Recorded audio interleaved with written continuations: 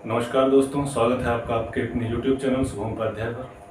दोस्तों, पिछली वीडियो में हमने संख्या पद्धति के बारे में पढ़ा था। उसके कुछ टॉपिक्स के कॉन्सेप्ट के बारे में पढ़ा था, जैसे स्थानीय मान, जातीय मान के बारे में पढ़ा था, संख्याओं के प्रकार के बारे में पढ़ा था। उसमें जैसे प्राकृतिक संख्या क्या होती है, प्राकृतिक संख्या के बारे में पढ़ा था, कुछ उसके फॉर्मूला के बारे में पढ़ा था, पूर्ण संख्या क्या है, पूर्णांक क्या है, सम संख्या क्या है, विषम संख्या क्या है, इन सब पर हमने चर्चा की थी। तो आज इस क्लास में दोस्तों उसी पर आधारित हम क्वेश्चन पर चर्चा करेंगे कि कॉम्पिटिटिव एग्जाम में क्वेश्चन कैसे पूछे जाते हैं। तो आइए देखते हैं इन पर क्वेश्चन कैसे कॉम्पिटिटिव एग्जाम में पूछे जाते हैं। ये लेक्चर 2 है, दूसरी क्लास है मैथ की सीरीज की, और इसी तरह से कंटिन्यूअस आपको क्लास मिलती रहेंगी। और दोस्तों, अगर आपने अभी तक चैनल को सब्सक्राइब नहीं किया है तो प्लीज़ चैनल को सब्सक्राइब कर लें एवं नोटिफिकेशन बेल को ऑन कर लें, जिससे आपको लेटेस्ट वीडियोज़ की अपडेट मिलती रहे। तो आइए देखते हैं क्वेश्चन कैसे आते हैं कॉम्पिटिटिव एग्जाम में। स्थानीय, सबसे पहले हम बात करते हैं स्थानीय मान से रिलेटेड क्वेश्चन कैसे आते हैं। तो स्थानीय मान में चलिए क्वेश्चन नोट करिए। क्वेश्चन है 42.35 is equal to 4a + 2b + 3c + 5d। ये क्वेश्चन है, ये क्वेश्चन और आपसे पूछा जा रहा है 42.35 equal to 4a + 2b + 3c + 5d है। आपसे पूछा जा रहा है कि 9a + 5b + 3c + 4d, इसका मान बताइए। इसके आधार पर इसका मान बताइए।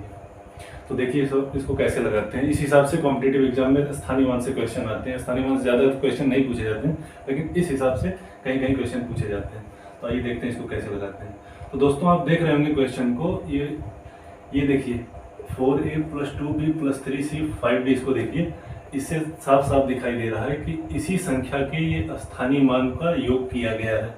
क्योंकि पिछली वीडियो में मैंने बताया था आपको स्थानीय मान पढ़ाते टाइम कि किसी भी संख्या के समस्त अंकों का स्थानीय मान निकाल कर अगर जोड़ दिया जाता है तो वह संख्या खुद प्राप्त हो जाती है। तो यहाँ पर वही किया गया। ये 4a 2b 3c 5d, इन चारों के स्थानीय मान निकाल के जोड़ दिए गए हैं, तो ये संख्या निकल गई है। तो अब हम क्या करेंगे, इस संख्या के 42.235 इस संख्या के स्थानीय मान निकाल के इसी से कंपैरिजन कर देंगे, उसका तुलना कर देंगे। a b c और d का मान पता चल जाएगा, तो उन सारे a b c d के मान को हम इस समीकरण में पुटअप कर देंगे, जिससे इसका मान निकल जाएगा। तो आइए देखते हैं कैसे करते हैं इसको। तो सबसे पहले 5 का देखते हैं, ये इसका स्थानीय मान देखते हैं। तो इसका स्थानीय मान दोस्तों मैंने पिछली वीडियो में आपसे बताया था कि पॉइंट के बाद जिस अंक का हमको स्थानीय मान निकालना है, तो उस अंक के पहले और पॉइंट के बाद कितने जीरो हैं, पॉइंट लगाने के बाद, उस पॉइंट के बाद और उस अंक के पहले कितने अंक हैं, जितने अंक हो उतने जीरो आप लगा दीजिए। एक अंक है 5 के पहले, एक अंक है पॉइंट के बाद और 5 के पहले एक अंक है 3, तो एक जीरो लगा दिया और 5 लिख दिया। इसका स्थानीय मान कितना हो गया 0.05। इसी हिसाब से 3 का देखेंगे, पॉइंट लगाया। अब देखिए पॉइंट के बाद और उस अंक के पहले कितने यहाँ पे अंक हैं, एक भी अंक नहीं है, तो एक भी जीरो नहीं लगाएंगे, डायरेक्ट यहाँ पे 3 लिख देंगे। अब 2 में देखिए, 2 में क्या है, अब पॉइंट के इस साइड में हम देखते हैं, सबसे पहले हम अंक लिखते हैं। अब अंक के बाद देखते हैं उसके इस साइड में कितने अंक हैं, एक भी अंक नहीं, पॉइंट के पहले कोई अंक नहीं, तो यहाँ पे कोई जीरो नहीं लगाएंगे। इसी हिसाब से 4 का देखेंगे। अब हमने लिख दिया 4। अब 4 के बाद कितने अंक हैं, पॉइंट के पहले और 4 के बाद कितने अंक हैं, एक अंक है, तो एक जीरो लगा दिया। तो ये सब चर्चा हमने पिछली वीडियो में किया था। अगर आपने वो वीडियो ना देखा हो तो वीडियो को जाकर देखें, उसका लिंक डिस्क्रिप्शन में दे दिया जाएगा, उसको आप जाकर देख सकते हैं। तो चलिए अब देखिए 0.05 है, इसको हम लिख सकते हैं 5 × 0.1। इसी हिसाब से 3 को लिख सकते हैं 3 × 0.1। 2 को लिख सकते हैं 2 × 1। 40 को लिख सकते हैं 4 × 10, ये लिख सकते हैं। तो देखिए यहाँ तक समझ में आ गया, यहाँ तक क्लियर। अब देखिए इन्हीं से हमको क्या करना है, इससे तुलना कर देना है। अब देखिए ये 4a है, 4a के साथ यहाँ पर 4 × 10 है, यहाँ पर 4 × a है। तो यहाँ से क्या समझ में आता है, यहाँ समझ में आता है कि a की वैल्यू 10 है। ठीक उसी प्रकार से यहाँ पर देखिए 2 के साथ, यहाँ 2 के साथ b का गुणा है, यहाँ पे 2 के साथ 1 का गुणा है। तो इन्हीं से इसका कंपेरिजन करना है। तो यहाँ से b बराबर क्या निकल के आया 1। इसी प्रकार c की वैल्यू क्या निकल के आएगी, यहाँ पर 3 का गुणा c में है और यहाँ पर 3 का गुणा 0.1 में है, तो c मतलब 0.1, c का वैल्यू निकलता है। ठीक इसी प्रकार से d का देखेंगे। अब देखिए d में क्या है, d में यहाँ पर 5 से गुणा d में है और यहाँ पर क्या है 5 का गुणा 0.01 में है, तो मतलब d का मान क्या है यहाँ पे 0.01। ठीक, इसी हिसाब से तुलना करके इसके मान निकाल लिए। अब इन्हीं वैल्यू को इस समीकरण में पुट कर देना है। तो आइए देखते हैं कैसे करेंगे। अब यहाँ पर इसको रखेंगे, देखिए 9 इंटू a का मान कितना है 10 प्लस 5 इंटू d का मान कितना है 1 plus 3 into 0.1 plus 4 into d का मान कितना है 0.01। ये हो गया आपका 90 प्लस 5 प्लस 0.3 प्लस 0.04, ये हो गया 95.34। आपका आंसर ये आ गया। ठीक, इस हिसाब से हम इस सवाल को लगाएंगे। चलिए आइए नेक्स्ट क्वेश्चन देखते हैं। ये आप नोट डाउन कर लिया तो इसका स्क्रीनशॉट ले लीजिए। नेक्स्ट क्वेश्चन देखते हैं। ये हो गया स्थानीय मान पर बेस्ड क्वेश्चन था। अब देखते हैं, कल हमने पढ़ा था प्राकृतिक संख्या, तो प्राकृतिक संख्या में क्वेश्चन कैसे पूछे जाते हैं। अब देखिए हम प्राकृतिक संख्या पर बेस्ड क्वेश्चन देखेंगे, प्राकृतिक संख्या पर। ठीक, चलिए क्वेश्चन ये है किसी पुस्तक में 30 पन्ने हैं, तो उस पुस्तक के पेजों की संख्या का योग बताइए। क्वेश्चन ये, चलिए मैं क्वेश्चन लिख देता हूँ। क्वेश्चन है किसी पुस्तक में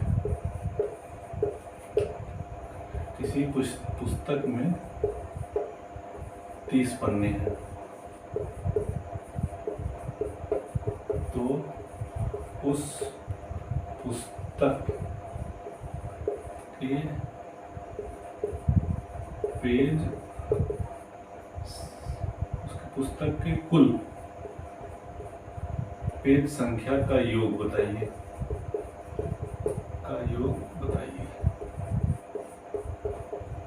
ये क्वेश्चन है। तो किसी पुस्तक में 30 पन्ने हैं, तो उस पुस्तक के कुल पेज संख्या का योग बताइए, ये क्वेश्चन है। चलिए अब इस क्वेश्चन को देखिए कैसे लगाते हैं। अब इसको कैसे लगाएंगे सॉल्यूशन। अगर किसी पुस्तक में 30 पन्ने हैं तो एक पन्ने में कितने पेज होते हैं, 2 पेज होते हैं। तो 30 पन्ने में कितने हो गए, 60 पेज हो गए। एक पन्ने में 2 पेज होते हैं, 30 पन्ने में हो गए 30 दूनी 60 पेज हो गए। टोटल इतने पेज हैं। अब देखिए क्या कह रहा है कि पुस्तक के कुल पेज संख्या का योग बताइए। तो 1 से लेकर 60 तक पेज हैं, तो इन्हीं का योग पूछ रहा है। कहने का मतलब इसका है कि 1 + 2 + 3 ऐसे ही आपको 60 तक का योग निकालना है। तो इसको देखकर क्या लगता है, इसको देखकर ये समझ में आता है कि 60 तक की प्राकृतिक संख्याओं का योग पूछा गया है। और 60 तक के प्राकृतिक संख्याओं के योग का फॉर्मूला मैं बता चुका हूँ आपको, तो उसी पर डायरेक्ट इसको पुटअप कर देंगे। अब देखिए इसको डायरेक्ट आप उस पर रख देंगे। आप जानते हैं कि n तक की प्राकृतिक संख्याओं का सूत्र क्या होता है, n × n + 1/2 होता है। इसी फॉर्मूले पे इसको रख दीजिए। तो 60 संख्याएं हैं, 60 × 61/2, ये हो गया 30, ये आपका हो गया 3 3 × 18 1830 इसका योग है। समझ में आया? स्क्रीनशॉट ले सकते हैं इस क्वेश्चन का। तो चलिए आगे बढ़ते हैं इसके साथ। अब देखिए आपको एक बहुत इंटरेस्टिंग क्वेश्चन आपको दिखाते हैं इस संख्या पद्धति के आधार पर। और क्वेश्चन पद्धति में बेसिकली प्राकृतिक संख्या के संबंध में ये क्वेश्चन पूछा गया था। ये क्वेश्चन पीसीएस के एग्जाम में एक बार पूछा गया है। क्वेश्चन क्या है, क्वेश्चन आप नोट कर सकते हैं। क्वेश्चन है -5 से लेकर +5 के बीच आने वाली प्राकृतिक संख्याओं का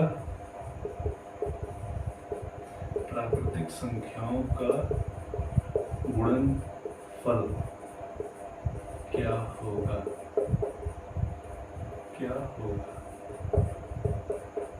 ये क्वेश्चन पूछा गया था।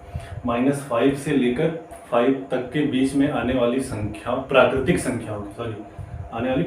संख्याओं के गुणनफल पूछा गया था। तो अब इसको देखने में तो बहुत सरल लग रहा है, लेकिन इसमें गलती कहाँ पर हो सकती है कि इसमें यह ध्यान रखना है कि इसमें पूछा गया प्राकृतिक संख्याओं का गुणनफल पूछा गया। अब देखिए पहले ये संख्या लिख लेते हैं, हम इसको लगाते हैं -5, -5 के बाद -4 आएगा, -3, -2, -1, 0, 1, 2, 4, 5। देखिए अब इसको अगर पहली बार में कोई भी स्टूडेंट देखता है और डायरेक्ट ये कहेगा -5 और 5 के बीच में तो एक 0 ही आता है। और आप जानते हैं कि अगर किसी गुणनखंड की किसी गुणनफल की किसी भी प्रक्रिया में अगर बीच में 0 आ जाता है, अगर किसी भी गुणा करने की संक्रिया में अगर बीच में 0 आ जाता है तो उस संपूर्ण गुणनफल का मान 0 हो जाता है, क्योंकि अगर 0 से किसी भी संख्या में गुणा कर देंगे तो उसका 0 मान हो ही जाना है।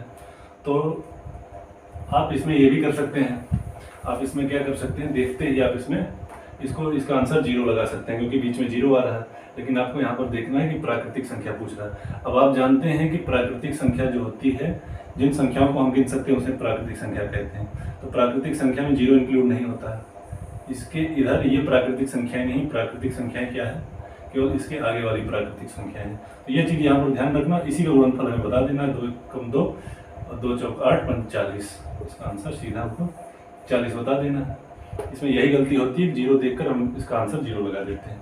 तो चलिए नेक्स्ट क्वेश्चन की तरफ आगे बढ़ते हैं। ये क्वेश्चन हो गया। चलिए अब और इंटरेस्टिंग थोड़ा सा क्वेश्चन आपको दिखाते हैं। क्वेश्चन नोट करिए। एक क्वेश्चन है 1 square plus 2 square plus 3 square plus dot dot dot n square is equal to 385। ये दिया हुआ है, आपसे पूछा जा रहा है 2 square plus 4 square plus 6 square plus dot dot 20 square, इसका मान पूछा जा रहा है। अब इसको क्या करना है, आपको सिंपली इसमें कुछ करना नहीं है। इसमें आप देख रहे होंगे, इसमें एक आपको फॉर्मूला पुटअप करना है।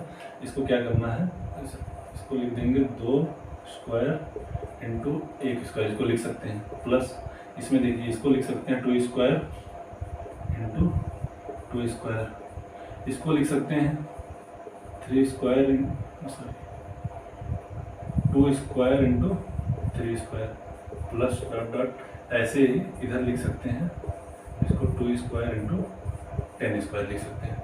अब देखिए इसको कैसे, इसको हमने तोड़ा। इसके लिए एक, जब आपको करड़ी पढ़ाएंगे करड़ी के बारे में, तो करड़ी में अब एक फार्मूला आपको बताया जाएगा। तो जैसे a इंटू बी और टोटल का पावर n है, तो इसको हम अलग अलग भी लिख सकते हैं, a power n into B power n लिख सकते हैं। इसी के आधार पे हमने इसको तोड़ दिया है। अब देखिए ये 2 गुणे 3 इसको लिख सकते थे, 2 गुणे 3 ब्रैकेट में लिख के उस पर स्क्वायर लगा सकते थे। तो इसको हमने अलग अलग कर दिया, 2 पावर 2 कर दिया, इधर 3 पावर 2 कर दिया, तो यही अलग कर दिया था। अब देखिए इनमें से आपको एक चीज़ कॉमन दिख रही होगी, सब में 2 स्क्वायर कॉमन दिख रहा है। 2 स्क्वायर इसमें से कॉमन ले लेंगे, 2 स्क्वायर कॉमन ले लीजिए। अब अंदर क्या बचता है, अंदर आप देखिए क्या बचता है, 1 square plus 2 square plus 3 square plus dot dot 10 square, यहाँ तक 10 स्क्वायर बचता है। इसका मान पहले ही हमें दे रखा है। अब क्या हो गया, 2 दूनी 4 हो गया। इसका मान वहाँ से ले लीजिए 385, ये हो गया। 4 से 385 गुणा कर दीजिए, 4 पंचे 20, 4 पंचे 20, 4 और 32, 2 34, 4 3 12, 3 15, 1540 इसका आंसर हो गया। ठीक, चलिए यहाँ तक समझ में आ गया। चलिए आगे बढ़ते हैं, आगे क्वेश्चन देखते हैं। आगे का क्वेश्चन देखते हैं, प्राकृतिक संख्याओं से रिलेटेड आगे का क्वेश्चन देखते हैं। अब देखिए क्वेश्चन है, किन्हीं 3 प्राकृतिक संख्याओं का योग 171 है, तो तीनों प्राकृतिक संख्याएं बताइए। किन्हीं 3 प्राकृतिक संख्याओं का योग 171 है, तो ये तीनों संख्याएं बताइए। तो तीनों संख्या बताइए, ये क्वेश्चन पूछा गया आपसे। अब देखिए इसको कैसे लगाते हैं। इसको लगाने का 2 तरीका है। सबसे पहले तो आपको समझना चाहिए, डिस्क्रिप्टिव समझना चाहिए कैसे इसको लगाते हैं। चलिए मान लेते हैं पहली संख्या है, सॉल्यूशन देखिए इसका, मान लीजिए पहली संख्या है x।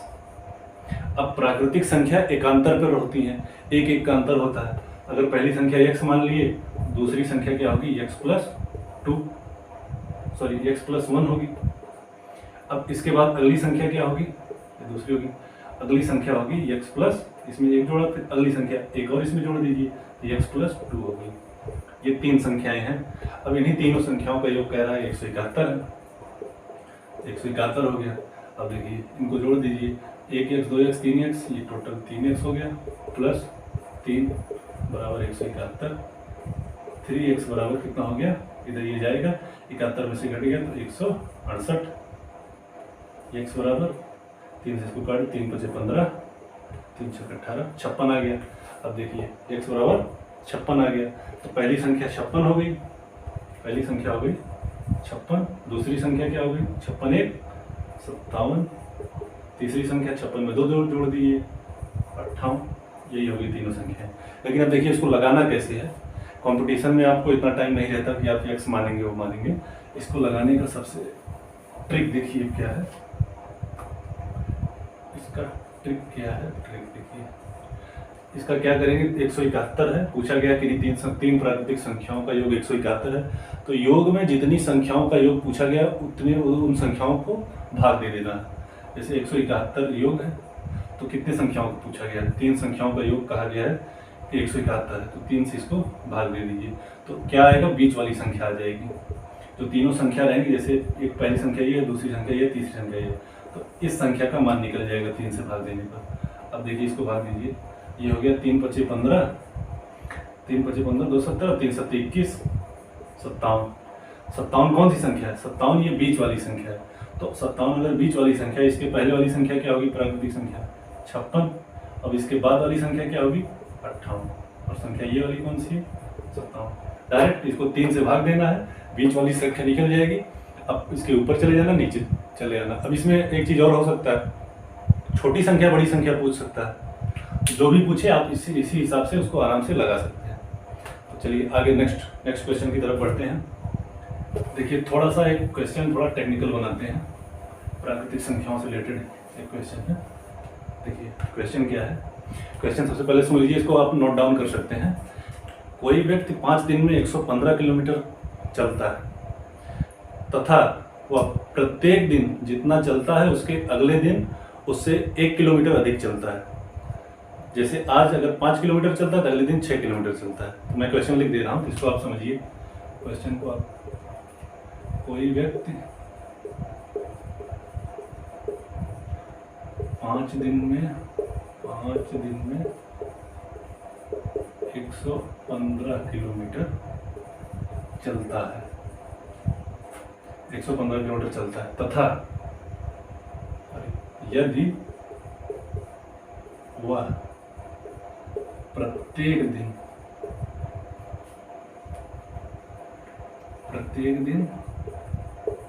अगले दिन की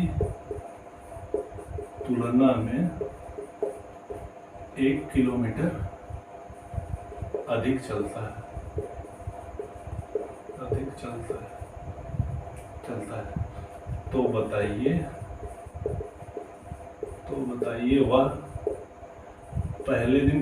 वह पहले दिन कितना चला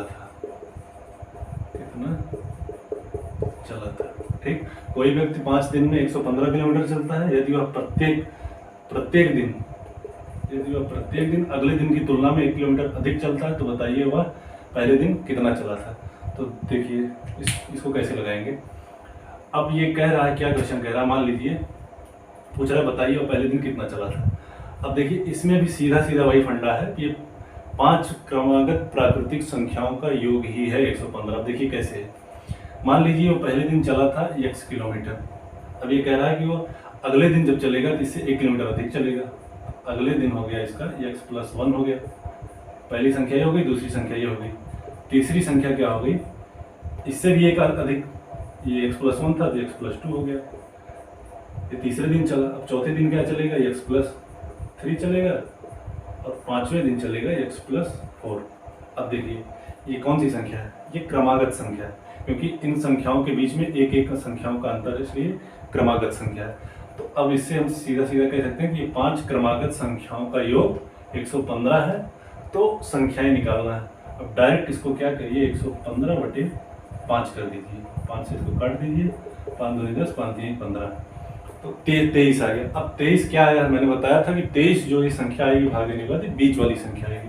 मान लीजिए जैसे 5 दिन की बात है, तो ये पहला दिन, दूसरा, तीसरा, चौथा, 5वां, तो ये 23 क्या आया है, ये इस दिन वाला आया है, इस दिन वाला, इस दिन ये तीसरे दिन जो चला था 23 किलोमीटर ये। तो पूछ रहा है पहले दिन कितना चला था, पहले दिन मतलब इसके पीछे आइए, इसके जस्ट पहले वाली प्राकृतिक संख्या क्या है, 22 है, उसके पहले वाली प्राकृतिक संख्या क्या है, 21 है। ठीक, ये है, ये पहले दिन कितना चला था, 21 किलोमीटर, ये आपका आंसर है। अब मान लीजिए इसमें अगर आपसे पूछता है कि लास्ट दिन कितना चला था, तो लास्ट दिन के लिए 23 है, 23 में 1 जोड़ दीजिए, 24 हो गया, 24 से 1 जोड़ दीजिए, 25, लास्ट दिन ये 25 किलोमीटर चला था। ठीक, यहाँ तक समझ में आया। चलिए अगले क्वेश्चन की तरफ बढ़ते हैं। चलिए, ये प्राकृतिक संख्याओं पर आधारित कुछ क्वेश्चन देखे हमने, तो अब चलिए अब हम देखते हैं सम विषम संख्याओं पर आधारित क्वेश्चन कैसे पूछे जाते हैं। चलिए अब हम देखेंगे सम विषम पर। पहला क्वेश्चन है, x एवं y क्रमशः सम एवं विषम संख्या है, सम एवं विषम संख्या है, तो निम्न में से कौन सी संख्या सम होगी। देखिए इसमें क्वेश्चन क्या है, x एवं y क्रमशः सम और विषम संख्याएं हैं, तो निम्न में से कौन सी संख्या सम संख्या होगी। तो अब आप देखिए इसमें ऑप्शन आपको दिया जाता है, पहला है x प्लस y, ठीक, दूसरा है ऑप्शन आपका x प्लस y प्लस 2, तीसरा है x into Y, sorry x into Y plus 1, तीसरा ऑप्शन है आपका एक्स वाई प्लस 2। अब इन ऑप्शन को देख के आपको बताना है, अगर ये x सम संख्या है, y विषम संख्या है, तो इन ऑप्शन को देख के बताना है आपको कि इनमें से सम संख्या कौन सी है। तो अब आप इसको बताने के लिए आपको ध्यान करना पड़ेगा, पिछली वीडियो मैंने कुछ सम एवं विषम संख्याओं की प्रॉपर्टीज़ के बारे में बताया था, तो आइए इसको एक बार फिर से रिवाइज करते हैं क्या क्या बताया था। देखिए दोस्तों कि सम प्लस सम, कहीं भी अगर दो सम संख्याओं का योग किया जाएगा तो सम संख्या मिलेगी। सम संख्या में अगर विषम संख्या जोड़ा जाएगा तो हमेशा आपको विषम संख्या मिलेगी। विषम में विषम जोड़ा जाएगा हमेशा आपको सम मिलेगा। सम में सम से गुणा किया जाएगा तो सम मिलेगा। सम में विषम से गुणा किया जाएगा तो भी आपको सम मिलेगा। और विषम में विषम से गुणा किया जाएगा तो हमेशा आपको विषम संख्या मिलेगी। ठीक, विषम संख्या मिलेगी। ये प्रॉपर्टीज पर कल हमने बात की थी, तो इसी के आधार पर इस सवाल को हम लगाएंगे। देखिए ये है सम संख्या, ये है विषम संख्या। अब सम और विषम को जोड़ेंगे तो क्या मिलेगा? सम और विषम को जोड़ेंगे तो विषम मिलेगा। इसका मतलब हमको बताना है सम संख्या कौन सी। ये संख्या है विषम संख्या। दूसरी देखिए सम प्लस विषम विषम हो गई। अब विषम में सम जोड़ेंगे तो विषम हो जाएगी। मान लीजिए जैसे कोई संख्या विषम 5 है, 5 में कोई संख्या आप अगर सम जोड़ देंगे तो क्या हो जाएगी? सम संख्या 2 ये 7 हो जाएगी। ये भी विषम संख्या है। चलिए अब इधर इसको देखते हैं। ये सम संख्या है। सम संख्या में विषम संख्या से गुणा करेंगे तो क्या आएगा? देखिए सम इंटू विषम बराबर सम, सम संख्या आएगा। अब सम संख्या में अगर एक जोड़ दिया जाता है, एक क्या है? विषम संख्या है। ये सम हो गई। अब सम में एक विषम जोड़ दिया गया, सम में विषम जोड़ देंगे तो क्या आ जाएगा? विषम संख्या आ जाएगा। देखिए सम में विषम जोड़ देंगे तो विषम आ जाएगा। अब इस ऑप्शन को देखते हैं। इसमें क्या है? सम में सम का विषम से गुणा किया गया है। देखिए सम इंटू विषम बराबर सम संख्या हो गई। सम का विषम में गुणा किया गया, सम संख्या हो गई। प्लस सम, सम में सम जोड़ दिया जाएगा, देखिए सम संख्या हो जाएगी। मतलब यही आपकी सम संख्या है, बाकी ये सारी विषम संख्याएं हैं। तो आपका आंसर क्या हो गया, ये वाला हो गया। तो इसी हिसाब से अगर आप लॉजिक लगाएंगे, लॉजिक लगाकर इसको आपको अगर ये ना भी याद है तो इसको आप खुद ही अपने दिमाग में लगा सकते हैं, मान के लगा सकते हैं कि विषम, यहाँ पर सम मानिए एक संख्या को, यहाँ पर विषम मानिए, देखिए क्या आता है, सम आता है, विषम आता है, इसी हिसाब से इसको भी मान के लगा सकते हैं। तो ये था आपका सम विषम पर आधारित पहला क्वेश्चन। चलिए आगे देखते हैं नेक्स्ट क्वेश्चन। नेक्स्ट क्वेश्चन देखते हैं, सम संख्याओं के योग का क्वेश्चन देखते हैं। सम संख्याओं के योग का क्वेश्चन देखते हैं। चलिए पहला क्वेश्चन है n तक 10 तक की सम संख्याओं का योग, ये पूछा गया आपसे। अब हम जानते हैं कि प्रथम n सम संख्याओं का योग क्या होता है। हमारे पास फॉर्मूला है, कल हमने बात किया था, प्रथम n सम संख्याओं का योग। ये सब अगर आपको देखना हो पिछली वीडियो में तो पिछली वीडियो का लिंक डिस्क्रिप्शन में दे दिया गया है, उससे जाकर आप देख सकते हैं। तो प्रथम n सम संख्याओं का योग n इंटू n प्लस 1 ये दिया गया, ये आपको पता है। अब देखिए पूछ क्या रहा है, 10 तक की सम संख्याओं का योग। अब ये 10 सम संख्याओं का नहीं पूछ रहा है, 10 तक की सम संख्याओं का पूछ रहा है। अब 10 तक कितने सम संख्याएं हैं, तो देखिए 10 तक पहला संख्या है 2, दूसरी है 2 के बाद 4, 4 के बाद 6, फिर 8, फिर 10। ये कितनी संख्या है, 1 2 3 4 5, ये 5 सम संख्याएं हैं। अब हमारे पास फॉर्मूला भी इसी का 5 सम संख्याओं का, तो 5 सम संख्याओं का 5 इंटू 5 गुणे 5 प्लस 1, 5 1 6, 6 पंचे 30। ठीक, ये हो गया इसका आंसर। तो यहाँ पर ये ध्यान देने वाली बात है कि यहाँ पर 10 पुटअप नहीं कर देना, इसको देखना है कितने तक की पूछ रहा है या संख्याओं को पूछ रहा है कि कितनी संख्याओं का योग। ठीक, इसी प्रकार अगला क्वेश्चन देखते हैं। अगला क्वेश्चन है विषम पर, इसी प्रकार देख लेते हैं। 9 तक की विषम संख्याओं का योग, विषम संख्याओं का योग। विषम में भी वही चीज है। विषम में भी हमको पता है कि प्रथम n विषम संख्याओं का योग हमको पता है, विषम संख्याओं का योग पता है n स्क्वायर। ठीक, हमको ये नहीं पता है कि 9 तक की विषम संख्याओं का योग। हमको पता है कि प्रथम, हम ये अगर ये दिया होता है प्रथम 9 विषम संख्याओं का योग निकालिए, तो आप यहाँ पर 9 डायरेक्ट पुट अप करके 9 9 81 कर सकते थे।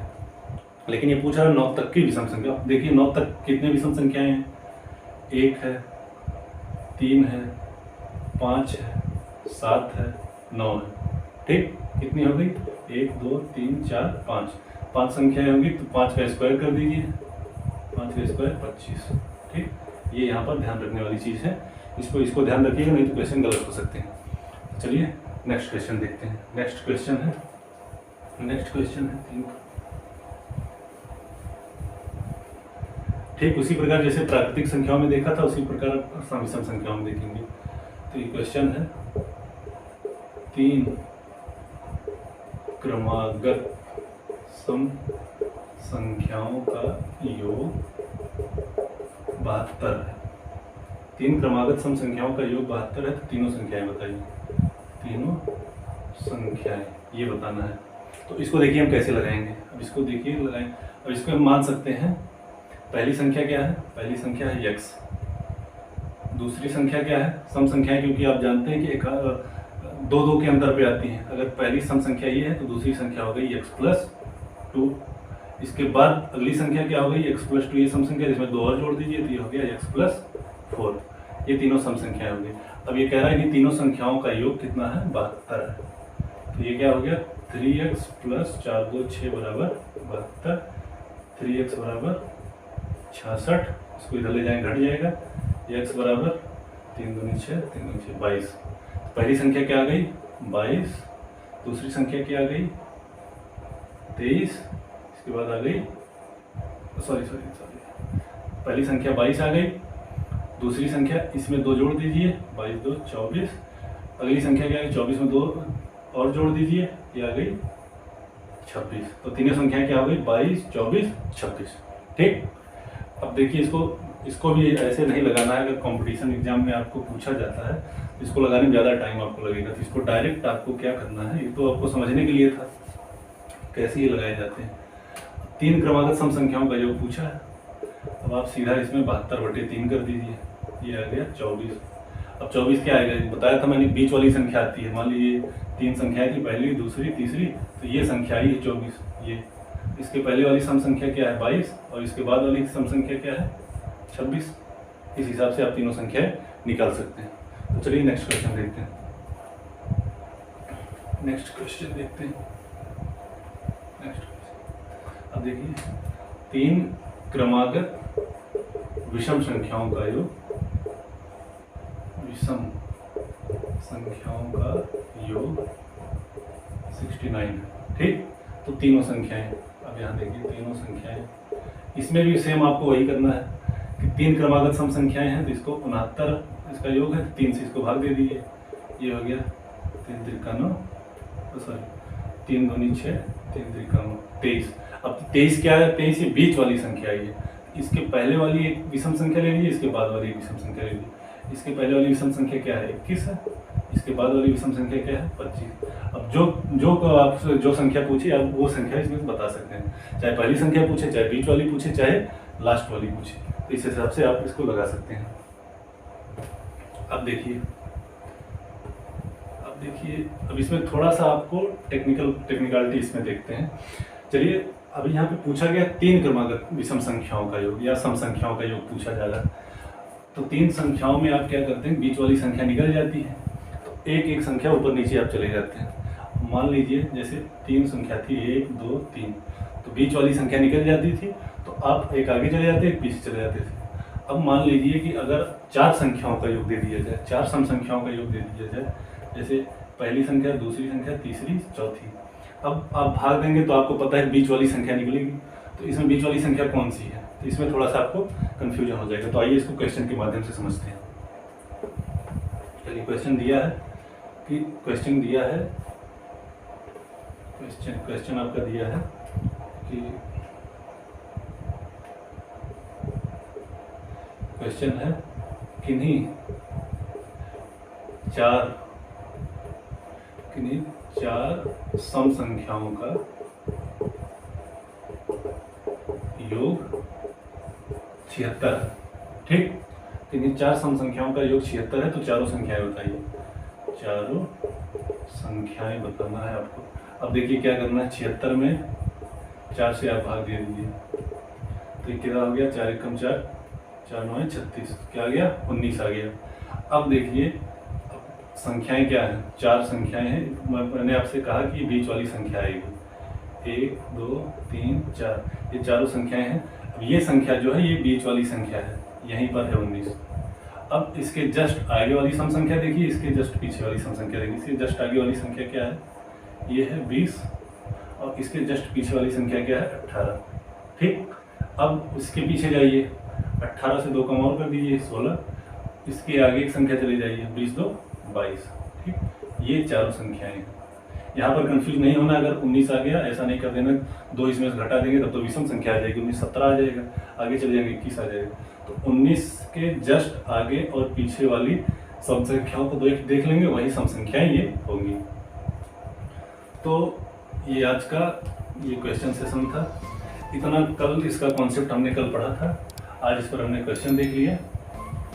इसी हिसाब से आगे भी कक्षाएं मिलेंगी आपको, आगे भी जो क्लासेस चलेंगी उसमें पहले आपको कॉन्सेप्ट पढ़ाया जाएगा, उसके बाद अगली क्लास में उससे रिलेटेड क्वेश्चन पूछे जाएंगे। तो तब तक के लिए चलिए आज का वीडियो यहीं पर समाप्त करते हैं। तो तब तक के लिए धन्यवाद।